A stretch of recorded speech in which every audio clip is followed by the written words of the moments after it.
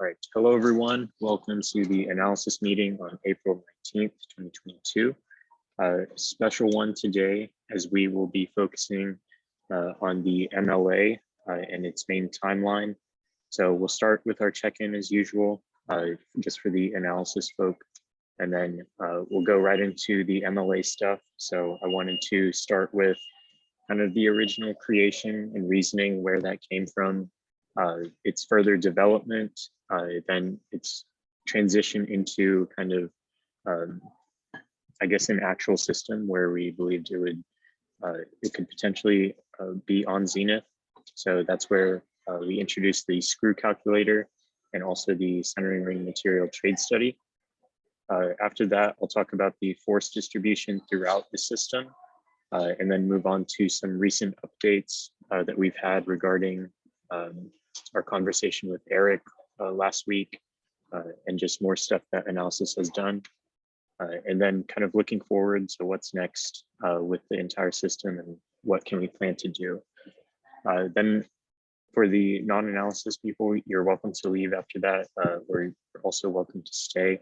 We'll then talk about some CFD projects. Hopefully Nico is watching the recording, but then also some new validation team tasks, which should be pretty exciting. And then some time at the end for questions.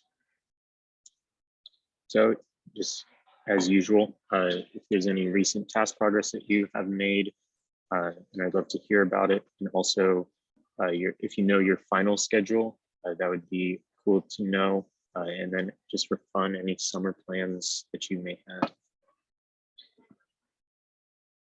Anyone can share. Sure, I'll go first. Recent task progress, we've been finalized the centering ring material trade study yesterday with you and Arturo. Final schedule, start May 2nd, and then I have a final on the very last day, May 12th. And then summer plans, we'll be in Seattle for the summer for an internship, so finding housing has been very fun. Congrats. There are rumors that your house may have a basketball court. Is that true? Not anymore. Told you it's been fun finding housing.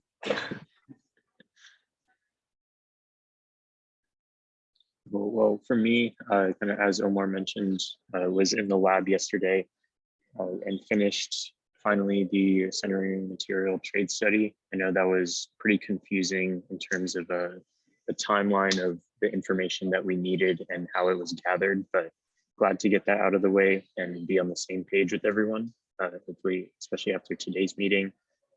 My final schedule, I have 3 tests next week. One of them is the FEM final, and then the 2 lab midterms. And then I have fluids on May 11th. So a pretty large gap, but I guess that gives me time to stay focused and in school mode.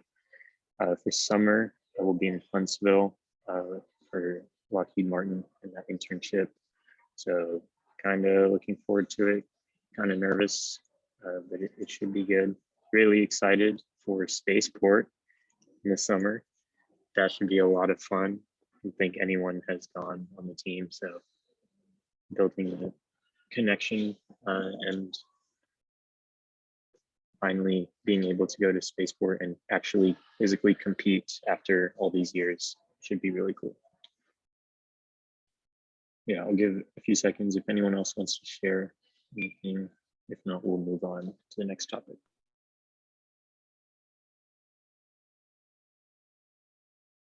Yeah, I guess task progress as far as analysis go. I'm not a member of analysis, so I can't speak on that, but just been working with some of the officers and so on, as you know, with the budgeting and stuff like that. Trying to figure out the payments for Spaceport and all that stuff, and just, you know, weekly stuff. Also working on a design, like a paint scheme for the rocket. Here's a sneak peek that I have Not quite the best right now, but I think I have a cool idea. I'll probably share it tonight at the general meeting. And then final schedule, I'm pretty sure I only have one final this year, so that should be pretty easy. No, actually I have two. And then summer plans, still looking for a full-time job since I am graduating in May. And I cannot wait for Spaceport. That's going to be so fun. As I already mentioned, none of us have ever gone to a competition in person, so that's going to be super cool.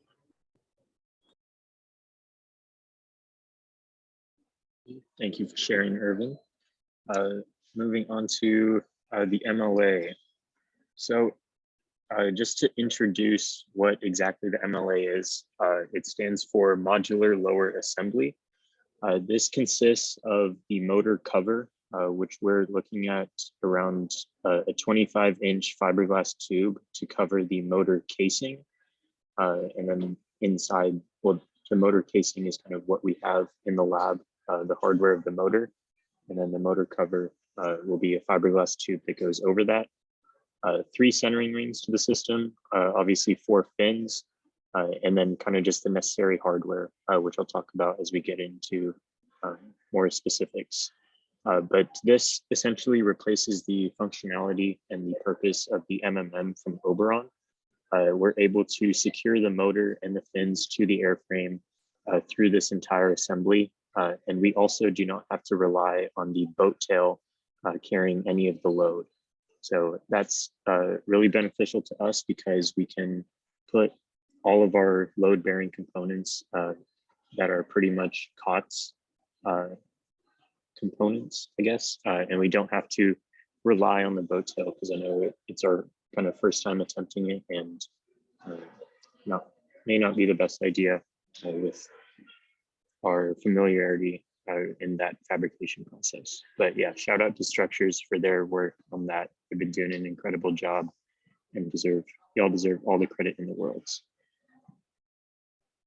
Yeah, so the original creation and the reasoning of this system for analysis, we had just finished our fin design and we were updating the open rocket and then also kind of asking around for an MMM design or asking how the fins are going to be attached. This first design that you see on the screen, we titled Zenith RMOD. You can see that there's kind of a red outline along the entirety of the motor casing. And then these 3 yellow rings are the centering rings. So this ended up adding a lot of weight to the aft end of Zenith, and then it tanked our stability to 1.21 calibers. So it wasn't the best idea, but it was just something that we came up with initially to try and think of a way to epoxy the fins to the motor and the motor casing and that motor cover. So after more thought, we went into further development. As I just mentioned, the stability of the last one was at 1.21 calibers. So we needed ways to improve this due to spaceport regulations of defining stable flight at 1.5 calibers minimum and 2 calibers maximum. So initially the thought was just, just add some weight to the nose cone and then try and balance out the stability that way. But I actually kind of forget how we fully came to this conclusion. I think Gustavo had an idea of shortening the motor cover to add less weight to that end of the rocket, and then just moving the centering rings to that location close to each other near the top of the fins. So we called this version the Zenith RMOD Fiber. Stability is 1.58, so we are good for competition there, and has a projected apogee of 28,000 feet, which compared to what we were running with just the RMOD, which was, I think, 28,690, but once we adjusted the stability on this, I think we were sitting at around 26,000 feet. So having this increase in projected apogee pretty much made us pretty confident that this was the way to go. and it was just time to figure out how exactly are we going to practically apply this, because I think as Analysis is well aware now, it can look great in OpenRocket and just be absolutely unreasonable to implement in the real world. So with that, we thought, well, what's the best way to hold this entire MLA in place? And being the experienced and smart engineers that we are, we just said, let's bolt the whole thing to the airframe. It's what we did with the MMM, and it worked out pretty well. And we didn't want to rely on epoxy entirely. So having these bolts should help us. Now, with this screw calculator, we wanted to find out, or the end goal is to find out how many screws do we need to hold this in place to withstand the most intense magnitude of force that Zenith will experience throughout flight. From our experience with Oberon, we can definitively say that the most intense force experienced throughout flight is when we land. A good example of this is the payload bay from the first launch of Oberon, or well, I guess it's technically Oberon's second launch, the first launch of it last year.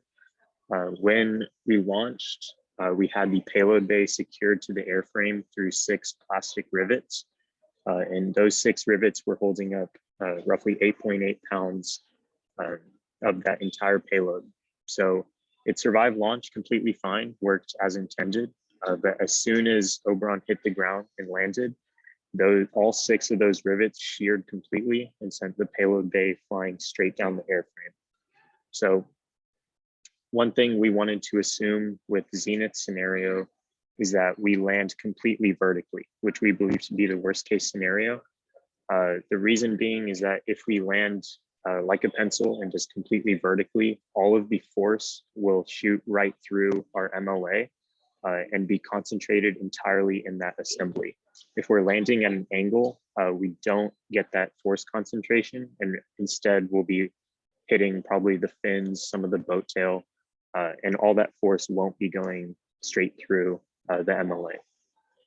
We also assumed that we only are going to go 1/4 of an inch into the ground before Zenith comes to a full stop. This was because thinking about competition and the area around, I guess, spaceport, it is very like crackly, dry, dust and rocky kind of terrain. So we pretty much just want to picture worst case scenario, say we hit like a almost concrete to the point where we can only go 1/4 of an inch into the ground. We use the descent rate, so shout out to Carlos and Recovery for providing that. The dry mass of Zenith, which is just the mass of Zenith after all of the propellant is burned, which I think is roughly 55 pounds, somewhere around there. The mass of the MLA system, then some other physics equations and values to come to the conclusion that we needed 12 1/4-inch bolts. This is with the factor of safety of 1.6 or 1.8, I believe, somewhere around there.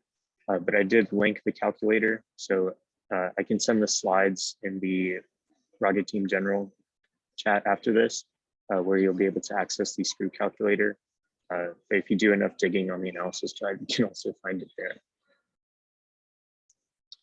Now, moving on to the centering ring material trade study. Now that we know that we need 12 1/4-inch screws, if all of those work as intended, we still need these 3 centering rings to ensure that they will not shear through the screws. So as I mentioned with the payload bay, if these screws are strong enough and we're going to have the landing force essentially push this entire MLA up the airframe as we land, we don't want these centering rings to be so weak so that they completely detach from the screws. I guess a way to picture this is if we use plywood for these centering rings, you could see, or you can try and visualize what it'd look like if you have 4 screws on each centering ring, and then it just kind of breaks the centering ring and the MLA is free to move up in the airframe, which is the worst case scenario. with this trade study, we considered 4 different materials. We started with 66U1 T6 aluminum, some G10 fiberglass, which is fiberglass in sheet form. So the airframe is G12 fiberglass, which is fiberglass in its fibrous form, which is winded, or wound. And then we considered plywood and carbon fiber as well. With our different weighting, which you can then read more about in this trade study linked here, we determined that the G10 fiberglass was the best option. One of the reasons for this was because we pretty much have a net cost of 0 for this, because Gustavo found a roughly 0.35 inch thick sheet in the lab. So we're able to cut 6 rings and then stack 2 on top of each other for each centering ring to have a roughly 0.7, 0.65 inch thick centering ring for the MLA system.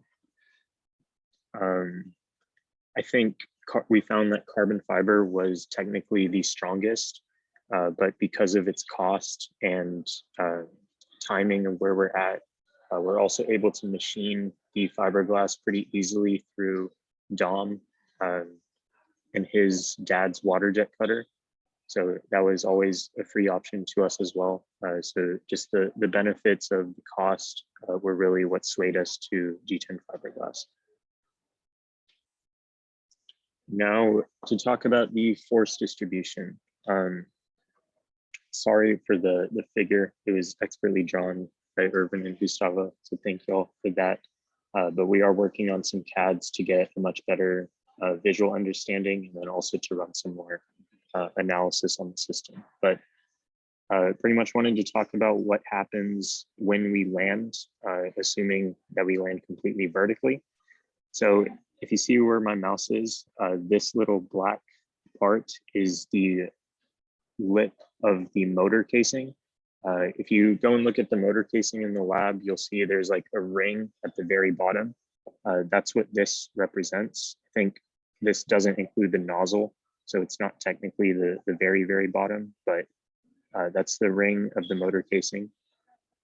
This red part around it is what we're calling the motor cover. So it's that roughly 25-inch long piece of fiberglass, which for reference is this part that's shortened, that's going to slide up along maybe just under half of the motor casing. And the green are the 3 centering rings. The blue is this the boat tail, and then coming into the airframe is the boat tail shoulder. You have your 4 fins, 2 of which you can see, and then obviously another fin right here. And then the orange bits here are the 12 screws that we project to use to screw in to the airframe and into the centering rings as well. We should note that we plan to epoxy these centering rings to the motor sleeve. So once you slide in, or to the motor cover, sorry. So once you slide in this motor, you should be able to treat pretty much everything you see minus the airframe and the boat tail as one component and one part when you're looking at its analysis. So when we land, you're going to have the force go from this lip on the motor casing up into the motor cover. From the motor cover, this will, and the fins, because they're epoxied to the motor cover, this entire system will want to move up the airframe, while the airframe, you can try and look at it as if it stays stationary when we land. So if you picture the airframe and the boat tail when we land just staying in place, this force from the landing will want to push this entire system upwards. That's where these screws come in and the centering rings come in. Because we're going to have these 12 1/4-inch bolts screwed into the airframe and into the centering ring, these should be able to keep the MLA from completely, I guess, just moving freely within the lower airframe. So it should be able to keep everything in place, and our calculations with the screw calculator, and then what we're going to do with the centering ring FEA, which I'll talk about next, should be able to hold everything together in place without worry. I know it's not the best explanation, but are there any questions just regarding, I guess, anything so far, but particularly the distribution of force for the system?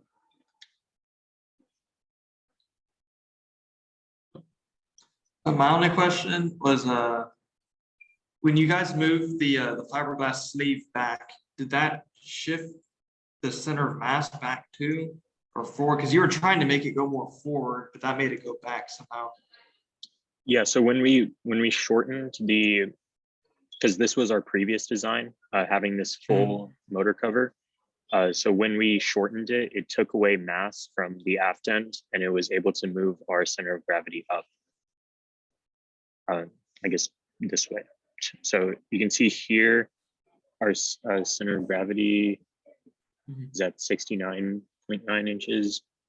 Well, I mean, I guess it moves down more, but relative to the other weights present, we're able to increase our stability margin. This looks like you took mass from the front of it. Oh wait, go back to the other one. Yeah, because we had this full Okay, sleeve. you took more mass from the back side of it than the front side, so it kind of went forward. Yeah. Okay, yeah. Yeah, these open rockets are also on the analysis drive. They should be, there should be a lot of them in a bunch of different iterations.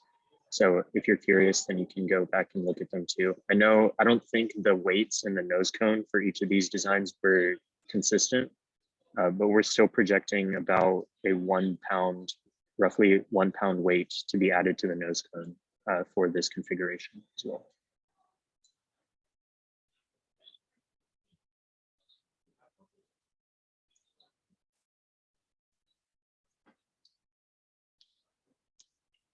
That's all. I will move into the recent updates. So this is kind of stuff that has been in development probably in the past week or so. Last week, after the AIAA third general meeting, we were able to talk to Eric Lopez, who is a former chief engineer, about the MLA system, and also get his feedback from a structures guy who he works with, which should help us out a lot. And their general consensus was that they approved of our calculations and our decisions and how we believe the force to be transferred throughout the system. He did say that the 12 quarter-inch bolts should be enough, but he mentioned that he wants us to reinforce each hole on the airframe. This is due to something called zipping. That's when, if you can kind of picture the MLA moving up through the airframe, these holes that are drilled and consequently secured through these bolts, if the screws do not shear and the centering rings do not break or exceed its yield strength, then these screws are going to push up against the strength of this lower airframe. So when each of these holes are all going to be pushing up, you're going to have a force that's going to be exerted onto this airframe, which can cause, if severe enough, just a hole pretty much turning into an oval and dragging the entirety of the system, I guess, up the airframe and then making that hole a lot bigger than it should be. So there are ways to combat this. Something that we thought of at first was to reinforce each location where a hole will be with maybe some chopped fibers or some extra fiberglass, just to add some more strength to it overall. I know Gustavo had the idea of just wrapping, I'm not sure how wide he plans on doing this, but wrapping each, I guess, ring of holes with carbon fiber or fiberglass to add extra reinforcement there. Something Eric recommended to us was the use of bushings. which is pretty much like a smooth cylinder through which the screw can go into. So instead of having the screw threads be pressing up against the airframe, as I mentioned with the zipping, because each of those threads will be it's like a place where the force is able to be concentrated. What the bushing does is allows that force to be distributed throughout one surface that will then be pressing on the airframe. So it'll be a more distributed load than a bunch of different concentrated loads onto the airframe. So Prith, shout out to him. He took the initiative to run a quick analysis and verified what we were thinking, that each bolt will experience roughly the same load upon landing. I do have the question of the pounds force value, but he did update me shortly before the meeting saying that we think it will be, or it's roughly 2,500 pounds, which is just 30,000 divided by 12. And it is basically close to 2,500. So that just confirms what we were thinking with the load distribution and what Eric was saying. So these 12 quarter-inch bolts should be able to hold on to our system. And I think we just need to reinforce each hole on the airframe moving forward.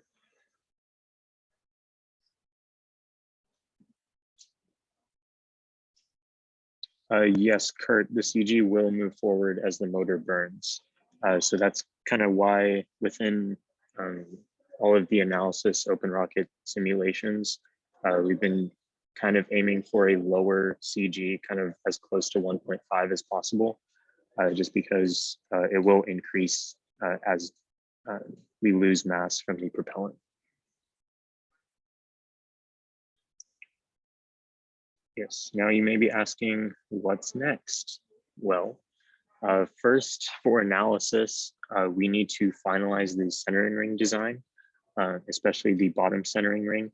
This is definitely something we can work with structures on and use their advice and kind of just together come up with a CAD file for a centering ring. I know we have a bunch from Oberon and maybe even Prometheus that I know we've designed a bunch in the past, so I'm not too worried about this. It's just making a decision on it and then actually getting it manufactured. Also, we need to continue developing Prith's analysis. So we were able to determine the pound force load that each bolt will withstand, and that will be very, very good for the technical report because we're able to definitively say that each bolt will be strong enough, and then hopefully also each centering ring, it shouldn't exceed its yield strength. So if we could also add centering rings to that system or CAD or assembly, and then from there verify the load distribution, kind of what I was talking about on this slide with the force and how it's transferred. If we can verify that through an FEA, and then hopefully from there determine that the entire system will work for us, that would be also really good for the technical report and us just validating the system that can work. So yeah, we can even then add all the components of the MLA assembly and then verify its load distribution. So for my design team, geeks, Prith, Omar, and Arturo, if we can get started on that in the next week and kind of shift our focus towards updating the MLA and then analyzing it and pretty much just cross-checking that what we get from that is in line with what we've been thinking about over the past few weeks. With structures specifically, I would also like us to determine a method of fixing these bolts to the centering rings and then how we're going to strengthen the airframe points. So I know Eric has thrown a bunch of ideas such as the bushing and different inserts and how we can fix these bolts to the centering rings and then also strengthen the airframe, as I mentioned with the carbon fiber or fiberglass wrap, or just reinforcing each bolt individually.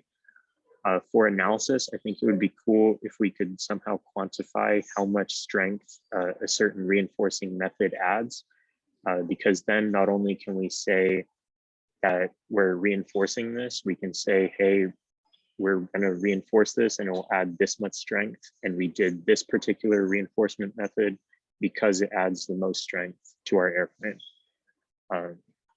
Yeah, and I think that is kind of the perfect example of what competition judges are looking for in terms of validation and analysis of your system. So that would be really cool to have. And I think, I don't know, just the thought of that should be really good for competition. And then I wanted to ask if Haley is still on the call, what else can we help with for structures? If there's anything, doesn't have to be MLA related, but anything else we can help with there. Okay, so as far as the centering rings go, if you're wanting to discuss that, this Friday, we're mostly just cutting down the airframe a little bit and then doing drilling some holes. So this lab is pretty light this week. If you're wanting to discuss the centering rings at that point and go ahead and try to get a CAD design, we can just meet online or something. Because I do have a few members who aren't able to show up in person who would who'd be down with that. So that can be done this Friday if anyone is free. Our lab time is usually 6 p.m. on Fridays. Okay. Yeah, so that's for kind of, I guess, the securing, I guess the extra securing of the fins that I know that you've mentioned before, just in case the carbon fiber tip to tip layup isn't quite enough. Another thing is, let's see. Oh, I guess once we finally get that design with once we finally get that design settled for the actual paint job, I just wanted to make sure that y'all are cool with structures and analysis being the ones to meet with iCoding, since those are, I guess, the two that have the most say in that, I suppose. So that's something that needs to be set up once we send that final design to them, just so we can verify our specifications. So that's just something to throw out there, but it's nothing that needs to happen like this week, just in the near future. Let's see. Yeah, I know I can make it to the structures lab on Friday, and we can discuss the centering rings and everything else then as well. Yeah, and then if need be, that can be mostly just whatever conversation needs to happen with structures, and you can just verify that with analysis the following week in case people can't make it to Friday. Then you can just pitch them the designs, and we can just kind of give like feedback back and forth to see where that ends up going. Yep, that sounds good. That's all I can think of right now, though. Okay. Yeah, we can talk more in person and see if there's anything else that comes up between now and then. I see Scott in the chat. You said off-center bolt holes and centering rings. Yeah, I forgot to mention this is a little inaccurate because we are going to be pretty much rotating this middle centering ring 90 degrees, just so that these two holes aren't along the same vertical axis. And that should help also with the force that's going to be put onto the airframe. It should be less likely to zip if these aren't acting along the same axis. So that's what you see in the analysis here, that the top and the bottom will be lined up, but because the top is pretty close, we're going to be pretty close to the middle, we're going to just rotate this and have the bolt holes be offset. That's something we did with Oberon. I'm pretty sure we did it with Prometheus as well. So I think he meant not that they're offset like across around the cylinder, but rather like down. Because I'm pretty sure that's what he means. So like, you know how the thrust is going up instead of the hole being in the center, like move it down a little bit. Right, Scott? Is that what you mean? I meant, yeah, if you drilled the holes higher, because you said the greatest impact is when it hits the ground, right? yes. Wait, you're right. Yeah. Wait. Wait, I guess it's always upwards force anyway, because it's the engine pushing up and then it's the engine pushing up against the ground. So yeah, it would be closer to the bottom of the rings. And that way you could get away with less material. That's I an j- interesting idea. I hadn't thought about that, but I mean, in theory, sense. the engine should never be pulled out the bottom, probably. Yeah. I do have one more thing to mention. Mhm. Just if you can send me the like final foreshore lengths that we are considering for the upper airframe and for the motor sleeve or whatever we're calling that. Yeah. Just send me the final lengths for those so we can get that done this Friday. Sounds good. Yeah, and the bolt hole location. So just send me like whatever the latest design y'all have is, just so we can make sure to get that right this Friday. Okay. That'll probably be after lab tomorrow for analysis. That's but fine. yeah, We're should not be able using it to till get Friday, so Cool. Sounds good. Yeah, that pretty much concludes the MOA. Oh, yes, Carlos. So yesterday I heard y'all talking, or not yesterday, I think it was last week. I heard y'all talking about threaded inserts. I was just curious if like what the point of using those. Is it the same thing to prevent sipping from happening? Yes, so the use of threaded inserts comes from really Oberon and yeah, so if you remember with the MMM, we just straight tapped the aluminum and that's how we were screwing in the bolts into the centering rings. And then if you remember multiple times just throughout dry runs and actual assemblies when you're trying to launch, the threads became so messed up and stripped and not reliable.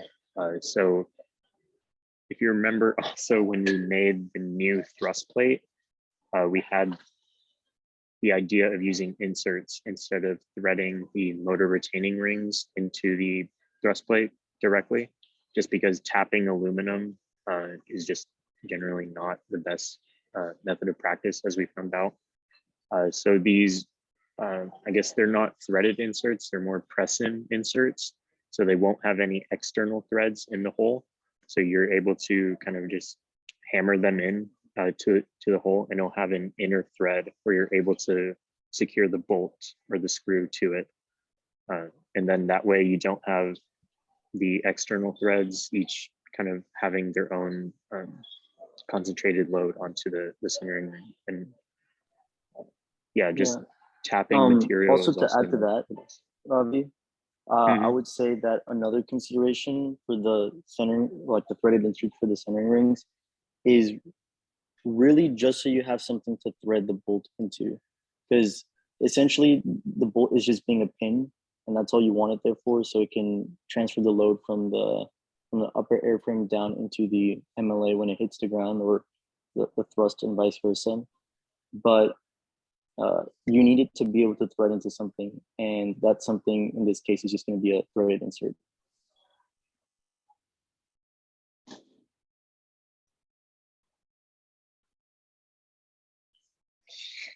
Yeah, go ahead. So I guess I'm just curious at this point, how are y'all determining how I guess I'm just curious how the screw calculator works and how it's like making sure that the shear load is going to be less than the braking strength or whatever. Yeah, I can answer that one. The way that the screw calculator is working is that it's looking at all the forces of flight, including landing, but it's pretty easy to tell that the landing force is probably going to be the strongest one. But either way, with that max load, that if you want to highlight that, Ravi, that is the load that we're expecting from landing based off how far into the ground it lands and the descent rate. That's a worst case scenario of 30 feet per second, and like landing in a quarter inch gives you something like, what's that, 13,000 pound force. And so anyways, the way the screw calculator works is you take a diameter of your screw and its tensile strength. And it's pretty common to assume that 60% of the tensile strength is the screw's shear strength. And then based off of that, you can calculate what kind of force you would need to shear all 12 screws. And then, yeah, you just find the force that you have that you're expecting. So in this case, the 13,000 pound force, and then divided by the cross-sectional area of all the screws. And that gives you a total strength that you're allowed. And you compare that to the material properties of the screw and you get a number of screws. Yeah, we're also able to kind of fidget with the number of screws by adjusting the factor of safety that we want. So I mean, it obviously doesn't just line up, but also ideal for manufacturability and assembly is that we have 4 on each ring. So kind of trying to aim for 12 screws required, because you can definitely end up with some pretty wacky number of screws, saying like you need 40 screws for this force. But something else I didn't mention is that the force, this max force that we're expecting, is only going to occur like instantaneously, because we're going to hit the ground and it'll stop. It won't be like when we launch, and it'll be across like what, 6 seconds or so. It'll just be instantaneous. So that's why we don't think that the zipping should be an issue with the screws that we have. But obviously want to make sure that we're designed for the worst possible outcome. Another What's thing, it take? I guess that, Oh, sorry. yeah, go ahead, because I can hold on my thought.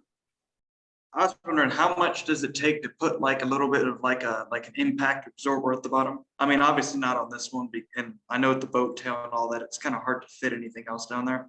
If there a way to just drop a couple legs or something and have them just crush, that ought to be, I mean, it's a little more weight, I guess, but I think they would make that the would joke be- rather than just, or almost if you put a single piece of foam on the bottom of it, it would just soften it. Yeah, I mean, I agree with that. And then on that thought, you can even do something like a pogo stick that deploys right as it hits the ground. Yeah. That'd be really And I cool. mean, 'Cause yeah, a piece in of this foam, case, a spring, anything. the way this calculator works is assuming that it's a linear deceleration, which is you know, That's it's a fun assumption, but it's not the most accurate. But yeah, if you play around with how far it takes to descend or how far it has to move to fully decelerate to 0, you can get some pretty wacky numbers. So Rob, you want to change that 0.25 inches to like 0.01 inches, like if you Oh were to my land on gosh, that's gonna concrete, be devastating. it- That's devastating. it does 333,000 pound force, which is we only need ridiculous. 300 screws. Yeah, What can you do? but And then it's probably not linear either. It probably starts small, gets higher, and then slows down again. yeah, exactly. you've got And a so what higher I'm peak thinking than is that. if you did something like that, like a pogo stick, you could extend that 0.25 inches to, let's say, what, like 8 inches or something, and that'd be a lot more helpful Yeah. in like decelerating the rocket. Or you But, could put some retro booster, like a couple solid rocket motors on there to just bring it to a stop and land it, right? Yeah, I mean, if you're trying to help I'm us pay for it, joking. I'll absolutely put it on there. But what I was gonna say is the other thing I guess Eric mentioned in either the email or when we were talking to him. This might be something that I think Omar mentioned at one point, but apparently if you can get the material properties for some of the composites, you can find and like use FEA by like using a percentage of aluminum as the material properties of the thing. You pulling it up? Yeah, so this is what Eric gave to us after our conversation and after he talked to some of his people. I think this is what you were talking about.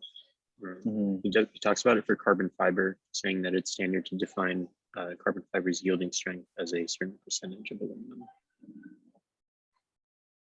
So yeah, for those of you doing like the FEA and stuff, maybe it could be worth like playing around with that and seeing where you can get. I have no idea what percentage to give you as a starting point, but I don't know. Maybe that can send you guys on a rabbit hole. Quick question, how much weight are we going to lose during flight?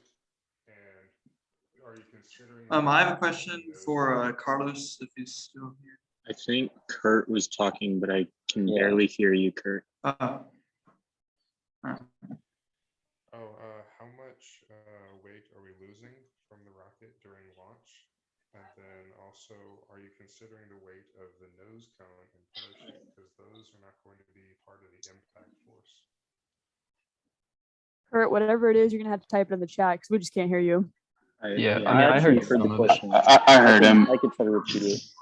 Kurt was Damn, asking how much weight are we losing throughout flight from the propellant burning out, and when the rocket lands, are we including or not including the weight of the nose cone and the parachutes, because that wouldn't be impacting the ground as a system. Yeah. And to answer your question, I don't know the weight of the propellant off the top of my head, but it is there and it's not included. You can see off to the right there, it says mass for relevant part. That's the mass that was used to find the screw calculator or the screw number. And you're using the empty motor there, so that's not including the propellant, as well as just the center rings, fins, and boat tail, which excludes the, it excludes the nose cone and the parachute. Yeah. So we use the kind of dry weight, this 53.4, to calculate the impact force, because the entire rocket is going to be landing down. But then we use the mass of this MLA system to then determine, I think I think you swapped it. So that total mass of 53.4, that's including the nose cone, that was used in conjunction, or that was used to calculate the deceleration of the rocket when it hits the ground, because that's going to be like what the oh, right. Yeah. yeah, and then the impact force, that's what that mass Right. off to the right was used for. Yes. Well, I know our general meeting is in 4 minutes, so I want to quickly zoom through the rest of the analysis stuff on here. And then questions, we can just move, or any more questions regarding the MLA stuff, we can just move to the lobby of the general meeting. So for Nico, hopefully if you're watching this far, for the CFD projects, kind of as we talked about last time, the nose cone analysis, validating the 4:1 tangent OGI versus other profiles, the boat tail validation, so just a side-by-side comparison of the drag profile with or without the boat tail, so we can point to something and say, why are we using a boat tail and why does it help increase our apogee?